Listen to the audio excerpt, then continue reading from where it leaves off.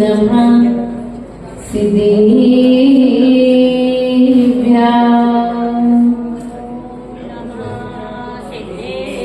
ॐ नमः सिद्धेभ्यः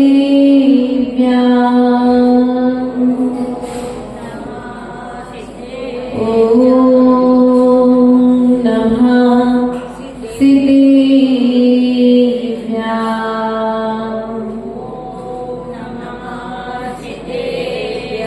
नमो अनन्ताय नमो सिद्धाय नमो आयर्याय नमो वज्राय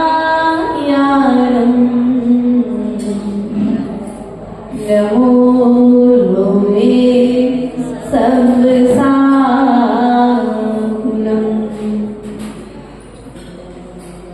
सत्त्वेषु मैत्रीं गुणेषु प्रमोदं क्लिष्टेषु जीवेषु कृपापरत्वं माध्यस्ते भावं विपरीते व्रतो सदा मामात्मा विदिदातु देव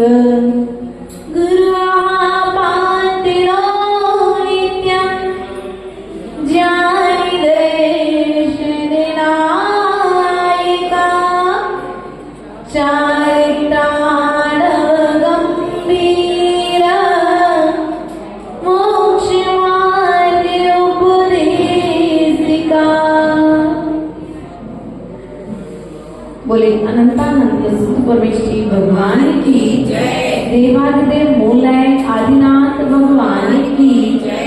देवादिदेव वर्तमान संसनायक महावीर स्वामी की जय। आचार्य भगवत अमित गति स्वामी की जय। आचार्य भगवत स्वामी विराट सागर जी महाराज की जय। आचार्य गुरुवर स्वामी विभव सागर जी महाराज की अहिंसामय विश्व धर्म की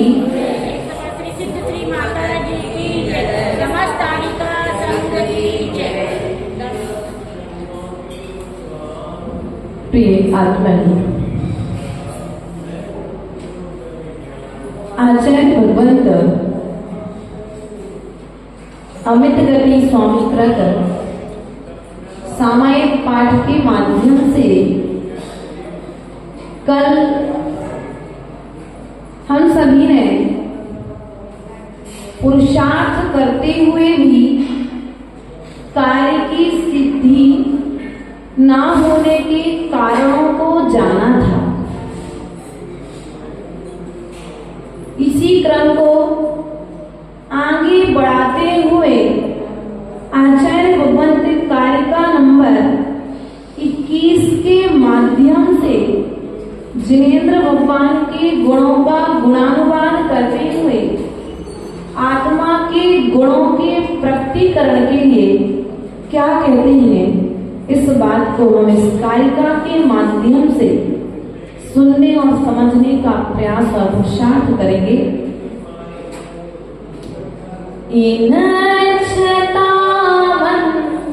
मधुमान मूर्छा विषाद नेत्रा भय शोक चिंता छतो तरुण प्रपंच तं देवमाप्तं शरणं प्रपद्ये तं देवमाप्तं शरणं प्रपद्ये। यहाँ पर आचार्य भगवंत कहते हैं कि जिन्होंने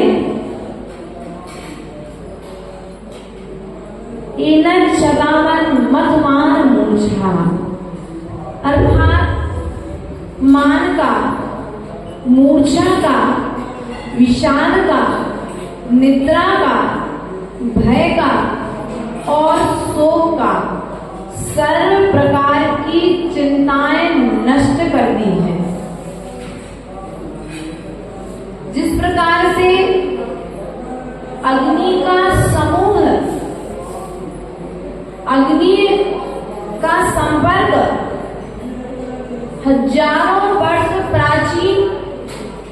वृक्ष को क्षण मात्र में समाप्त कर देता है, उसी प्रकार से क्षतो नले नेव तरु प्रपंचस। क्या कहा? क्षते नले नैव तरु प्रपंचस। जिस प्रकार से अग्नि का संपर्क वृक्ष को नष्ट कर देता है, वृक्ष को जला देता है, भस्म रूप कर देता है, उसी प्रकार से अनंत भगवान के गुणों ने क्या किया है? अनंत भगवान के जब गुण प्रकट हुए हैं तो क्या हुए? उनके गुणों के संपर्क मात्र से यह जो विकार रूप है, क्रोध, मान, माया, लोभ, मूर्छा आदि क्या हो गए हैं? नष्ट हो गए हैं। और जिनके ये विकार नष्ट हो गए हैं, ऐसे विकार से रहित वीतरागी भगवान की शरण को मैं प्राप्त होता हूँ, अर्थात में जिनेन्द्र देव हमारे हृदय रूपी कमल पर आकर के विराजमान हो गए। ऐसा आचार्य भगवान यहाँ पर कह रहे हैं। प्रिय बंधुओं, जल को नष्ट करना है तो क्या करो? जल को किस प्रकार से नष्ट किया जाए? कभी विचार किया?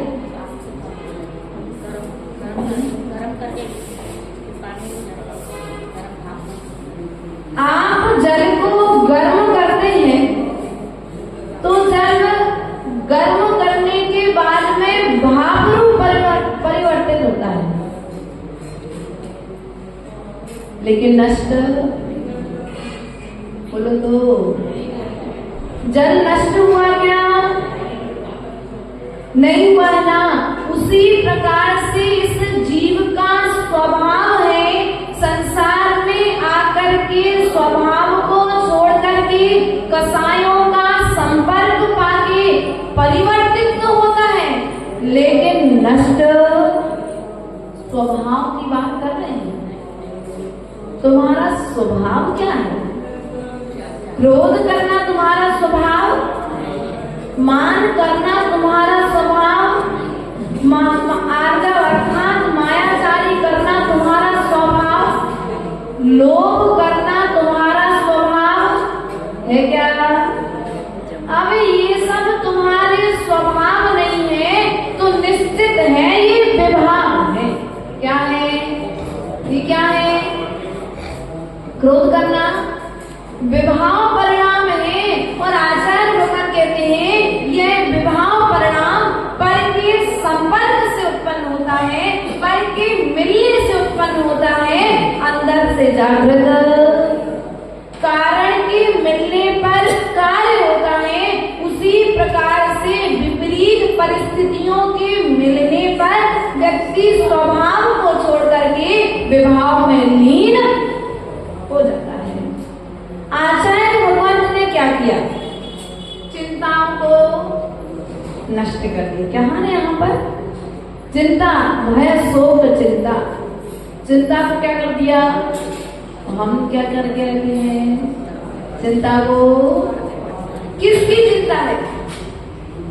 आचार्य भगवान कहते हैं चिंता किसकी है?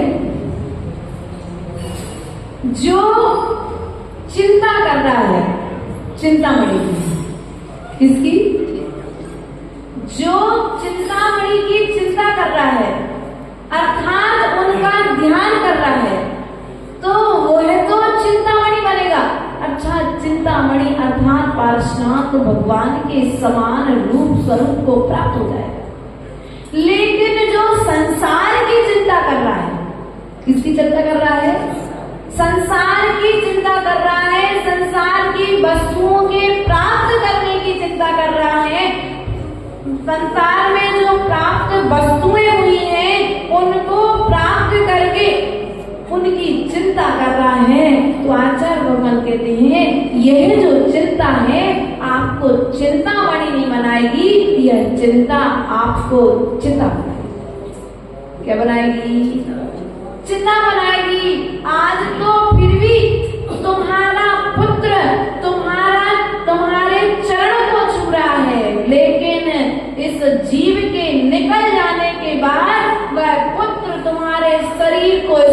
करेगा तो उसे क्या करना पड़ेगा? स्नान। चेहरे को सुंदर बनाना है। आज व्यक्ति चाहता है कि मैं सुंदर दिखूं। क्या चाहते हो आप लोग? 60 साल की उम्र में भी हमारा चेहरा, श्रीमती जी मिस्टर की मम्मी चाहते ना, 60-70 साल की उम्र में भी चेहरा चमकना चाहिए। तो आचार्य भगवान कहती है चेहरा चमकाने के लिए चिंतामणि का ध्यान करो। क्या करो? भगवान का ध्यान करो, भगवान की मुद्रा का ध्यान करो, भगवान के गुणों का ध्यान करो। आचार्य गुरुदेव कहते हैं चेहरा चमकाने के लिए किसी क्रीम की जरूरत नहीं है, चेहरा चमकाने के लिए तो ह्रीम मंत्र की जरूरत है। ह्रीम मंत्र के जाप की जरूरत है। ह्रीम में विराजमान 24 तीर्थंकरों के ध्यान की जरूरत है। प्रिय बंधुओं, आप मात्र चेहरा चमकाने की बात करते हो। आचार्य भगवान कहते हैं चेहरा चमकेगा बाहर में, कब चमकेगा? जब भीतर में चारित्र चमकेगा। क्या? भीतर में जब चारित्र चमकेगा तो बाहर में चेहरा भी चमकेगा। आचार्य भगवान देखो, विशुद्ध सागर जी, आचार्य भगवंत विद्यासागर जी, आचार्य भगवंत संभव सागर जी, आचार्य भगवंत वर्धमान सागर जी, आचार्य भगवंत विमल सागर जी, आचार्य भगवंत सन्मति सागर जी, आचार्य भगवंत विराट सागर जी। कितने सारे साधु संत हैं आज। कितने टाइम भोजन करते हैं? बोलो तो। कितने टाइम भोजन करते हैं? कोई क्रीम पाउडर नहीं लगाते ना, लेकिन फिर भी उनका चेहरा क्यों? क्योंकि भीतर में चारित्र चमक रहा है। अर्थात भीतर के दोष जब बाहर में निकल रहे हैं तो क्या कहते हैं? शरीर नाम कर्म का उदय था जो क्या हो रहा है? वह भी श्रेष्ठ हो रहा है। शरीर की आभा फैल रही है, बाहर में प्रभाव दिख रहा है। प्रिय बंधुओं, आचार्य भगवंत ने चिंता को हटाया है और हम भी चिंता को हटाना चाहते हैं। सबसे ज्यादा डर आज यदि किसी व्यक्ति को लगता है, आचार्य भगवान कहते हैं भय से रहत। किससे रहत? भय से रहत है भगवान। और आज सबसे ज्यादा डर यदि किसी व्यक्ति को है तो मरने से है। किससे डर है? बोलो तो। किससे डरते हो? सांप के काटने से। सांप से डर नहीं लगता, सांप के काटने के बाद मैं मृत्यु को प्राप्त हो जाऊंगा, उस मृत्यु से डर लगता है। किससे डर लगता है? मृत्यु से व्यक्ति को डर लग रहा है। आचार्य भगवान कहते हैं मृत्यु से मत डरो, तुम्हारे आयु कर्म के लिए कोई भी समाप्त नहीं कर सकता है। यदि समाप्त करने की ताकत यदि किसी में है आज समय में तो वह है संग्रेस। किसमें ताकत है? किसमें ताकत है? थोड़ा सा ध्यान से सुनना। जो आप लोग निरंतर करते रहते हो, सुबह हो, शाम हो, दोपहर हो, रात हो, जब मौका मिले तब,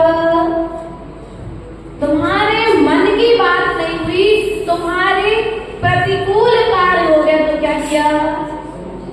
अब आचार्य भगवान कहते हैं कि ये जो संक्लेश है, यह संक्लेश तुम्हारे आयु कर्म को नष्ट कर रहा है।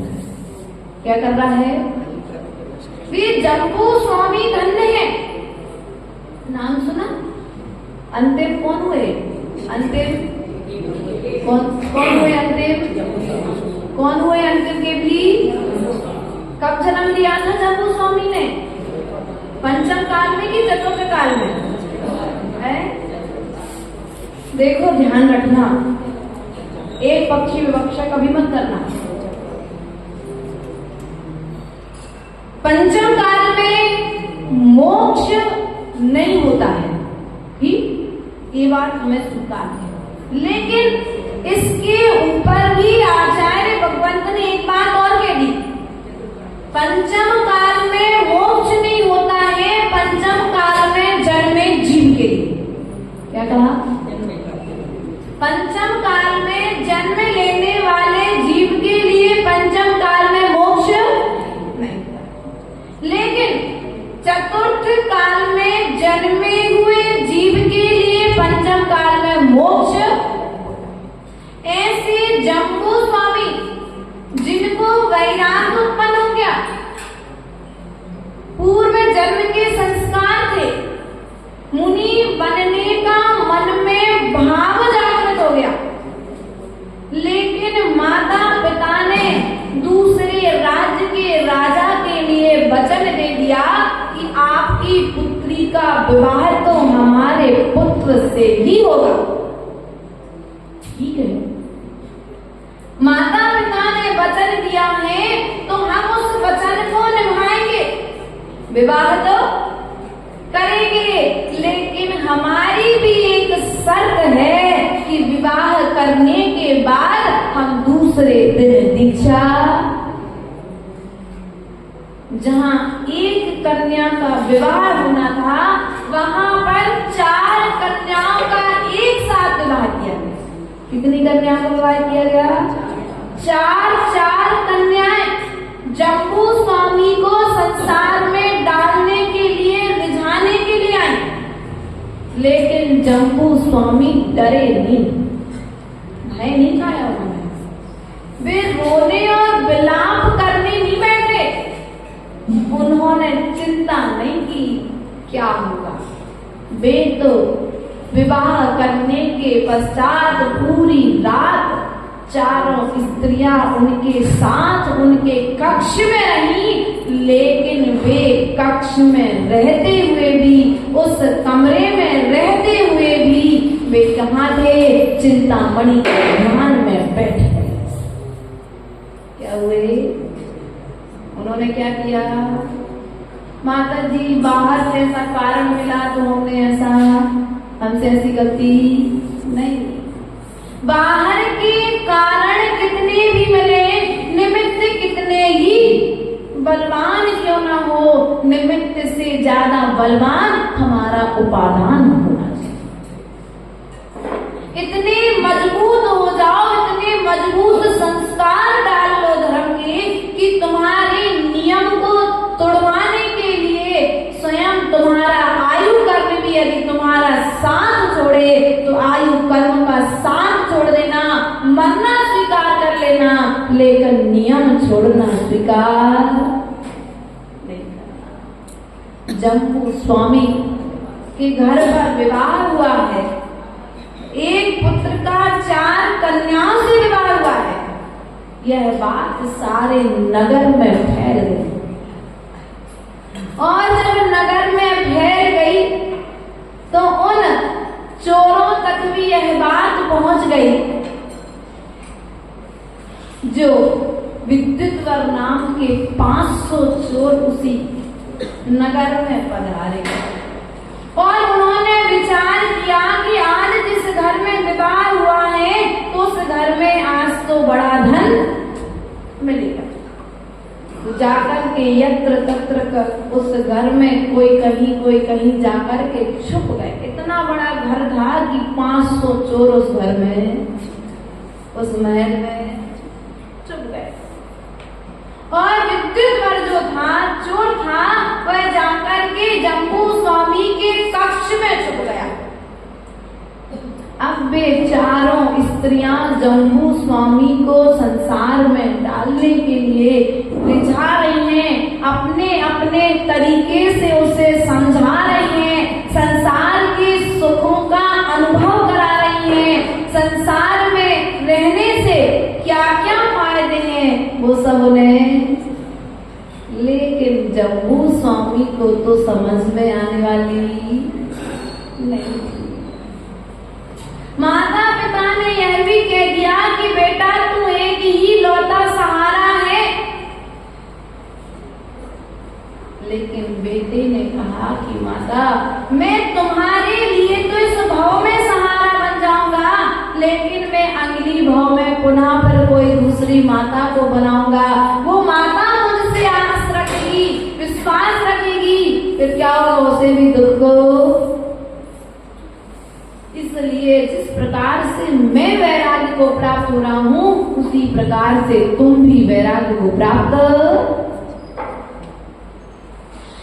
और ऐसा चारों कन्याओं के साथ वार्तालाप करते करते सारी रात निकल जाती है और वे चोर भी प्रातःकालीन बेला होते ही उस घर को छोड़ करके जाकर के दीक्षा ले लेते। कितने चोर, कितने चोर? अभी जम्बू स्वामी अपने ही घर में है, महल में है, लेकिन वो 500 चोर जम्बू स्वामी का संबोधन सुन के, अरे जिस संपत्ति को ये महापुरुष त्याग कर रहा है, हम उस संपत्ति को चुरा करके ले जाएंगे। ये संपत्ति भी एक दिन हमसे छूट जाएगी तो साथ में क्या जाएगा, हमारे द्वारा किया गया अच्छा कार्य। तो अच्छा कार्य क्या है? जब जम्बू स्वामी दीक्षा लेकर के अच्छा कार्य कर रहे हैं तो हम भी क्या करेंगे, दीक्षा। तो जम्बू स्वामी तो अपने महल में ही हैं और वे चारों 500 चोर निकल करके जाते हैं और वन में जाकर के दीक्षा। प्रिय बंधु, कहने का तात्पर्य ये है कि हमारी चिंता का कारण है संपत्ति, हमारे संकलेश का कारण है संपत्ति, घर को अलग करने का कारण है संपत्ति। पहले धन से धर्म होता था, अब धन से झगड़ा था, है ना। पहले दान करके व्यक्ति धर्म करता था, आज संपत्ति को दान कम कर रहा है, भोग ज्यादा कर रहा है, पुण्य की कमाई कम आ रही है, पाप की कमाई घर में ज्यादा आ रही है। इसलिए क्या हो रहा है, संकलेश उत्पन्न। और जहां पर संकलेश उत्पन्न हो रहा है, जहां पर लड़ाई झगड़ा, तुम दूसरे को दुख देकर के पैसा लेकर के आ रहे हो तो क्या होगा, वह संपत्ति भी तुम्हें दुख देने वाली। हमें आज दिख रहा है, लेकिन भविष्य में वो कोई पुण्य कर्म का उदय है, कोई बात नहीं, अभी चल रहा है सो भोग लो, लेकिन अगले भाव में जाकर के जो आज उस दरवाजे पर खड़े हुए भिखारी की स्थिति है, समझ लो उस तरह की स्थिति तुम्हारी होने वाली। तुम्हारा कर्म ही तुम्हें राजा बनाएगा और तुम्हारा कर्म ही तुम्हें भिखारी बनाएगा। अब तुम्हें अच्छे कर्म करोगे तो अच्छा फल मिलेगा और बुरा कर्म करोगे तो बुरा फल। बोलो तो बात समझ में आ तो रही है, लेकिन माता जी हमारा नियम है कि हम क्या करते हैं, यहीं का यहीं छोड़ के घर तक लेके नहीं, जिनवाणी की बात को तो हृदय में स्थापित करके घर तक लेकर के जाओ और जो पाप कर रहा है उस व्यक्ति को सुनाओ। क्या करते हो कौन भैया, काटो दीजिए। तुम्हारे घर पर सुमन को देखने वाले आए थे तो क्या किया था आपने, हंसते हो आप। अब देखो हमने ज्यादा ये संसार की चीजें देखी नहीं है। राजकुमार जी अच्छा आप बता दो, आपने तो अभी अभी बहू लेकर के आए हो। जब आपके लड़के को देखने वाले आए थे तो क्या किया था आपने? सबसे पहले सादर सत्कार किया था, उन्हें सम्मान से बिठाया था, उन्हें खाने पीने की व्यवस्था एक नंबर की। बिल्कुल बिल्कुल, जो तुम नहीं खाते वो भी तुमने घर में लाकर के उनके लिए व्यवस्थित, जो भक्ष्य है वो चीज ला करके रखी। अब भक्ष्य सामान तो अब आचार्य भगवान कहते हैं तुम्हारे घर पर तुम्हारे पुत्र को देखने वाले आए तो आपने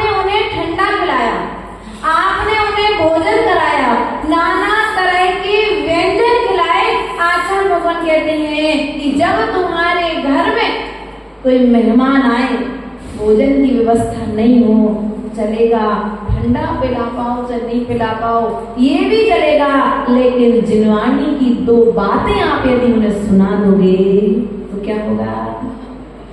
क्या होगा? संसार तो बनेगा बनेगा, लेकिन साथ में कर्म की अक्षय भी, बोलो तो कर्म की निर्जरा होगी कि नहीं होगी? अब तुम दिन में आएगा तो पानी पिलाओगे, लेकिन यदि रात में आ जाए तो क्या पिलाओगे? दिन में आए तो पानी पिलाओ, यदि रात में आए तो जिनवाणी, क्या पिलाना है? बोलो तो इधर उधर की बातें नहीं। तुम अपने मित्र से मिलो तो उस मित्र के लिए किसी के राग द्वेष की बातें मत सुनाओ, उस मित्र के लिए जिनवाणी की बात सुनाओ। नहीं तो क्या होता है, 4 लोग मंदिर की पट्टी पे इकट्ठे होते हैं, सुबह से लेकर के शाम तक क्या हुआ मंदिर में, बाजार में क्या हुआ, दुकान पे बैठते हैं और क्या करते हैं, किसकी किससे लड़ाई हुई, किससे किसकी लड़की भागी, किसकी लड़का किस बहू को लेकर के आया, ये सब चर्चाएं। आचार्य भगवान कहते हैं ये सब चर्चाएं तो कर्म के बंध को कराने वाली, किसको कराने वाली हैं? ये चर्चाएं कर्म के बंध को कराने वाली हैं। आचार्य भगवान कहते हैं जब तुमको तुम्हारा मित्र मिले तो उससे कहो कि देखो भैया, हम तो सामायिक पाठ सुन रहे हैं, वो सामायिक पाठ में आज इतनी अच्छी बात बताई है।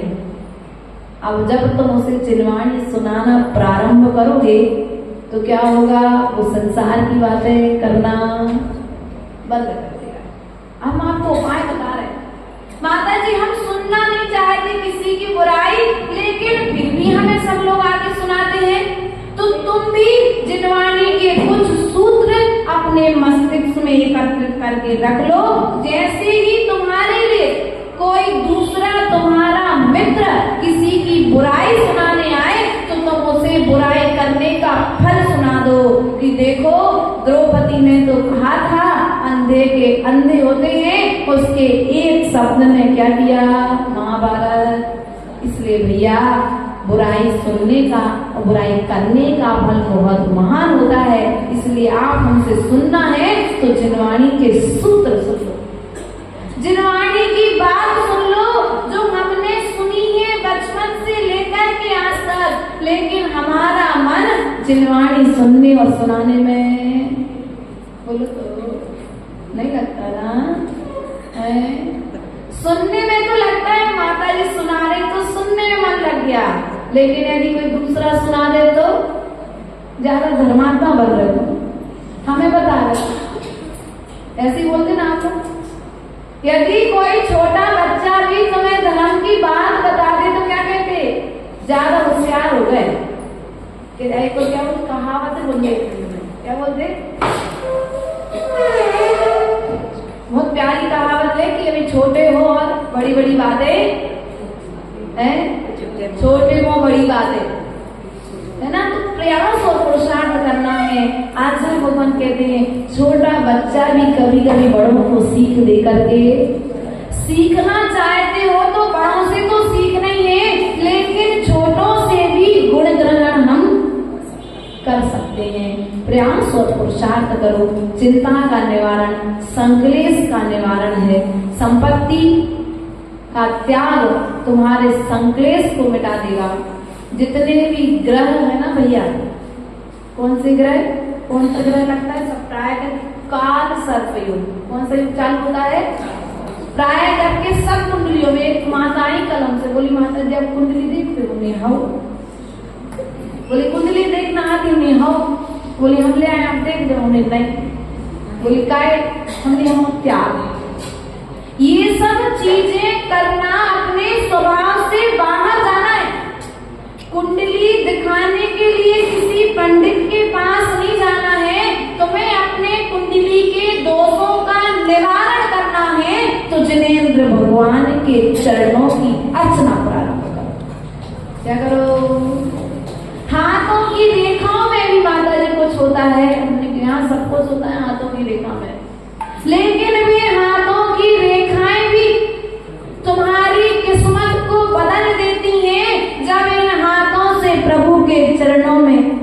मार्ग चढ़ता है। वे रेखाएं भी जो असाता को देने वाली होती हैं, वे भी साता को देने लग जाती हैं जब इन हाथों में भगवान जिनेंद्र देव का कलश होता है। रेखाओं को बदलना है ना तो कलश उठाओ, रेखाओं को बदलना है ना तो भगवान की पूजन के लिए अर्घ उठाओ, भगवान की अर्चना के लिए आरती उठाओ। आचार्य भगवान कहते हैं हम धर्म तो करते नहीं है और हाथों की रेखाओं को दिखाने। जो रोड पे बैठा है बेचारा 10 रुपए में तुम्हारा भाग बता रहा है, यदि इतनी अच्छा होता तो अपना भाग नहीं बदल लेता? बोलो, वो अपना भाग नहीं बदल लेता। हम कहाँ चले जाते हैं? हम संसार में भटक रहे हैं, एक को छोड़कर के हमें दुनिया में सब पर विश्वास है ना। जिनेंद्र भगवान की भक्ति पर विश्वास नहीं है। क्यों? क्योंकि भैया निश्चल जी बैठे थे, अंशु आई थी परसों, चर्चा चल रही थी कि जो एंटीबायोटिक होते हैं, एलोपैथिक दवाइयां होती हैं, वे क्या करती हैं? तत्काल असर करती हैं। क्या करती है? तत्काल असर करती हैं, अर्थात रोग को दबा देती हैं। क्या कर देती है? रोग को। लेकिन जो आयुर्वेदिक दवाई होती है, कौन सी दवाई होती है? बोलो तो। आयुर्वेदिक दवाई होती है, वो क्या करती है?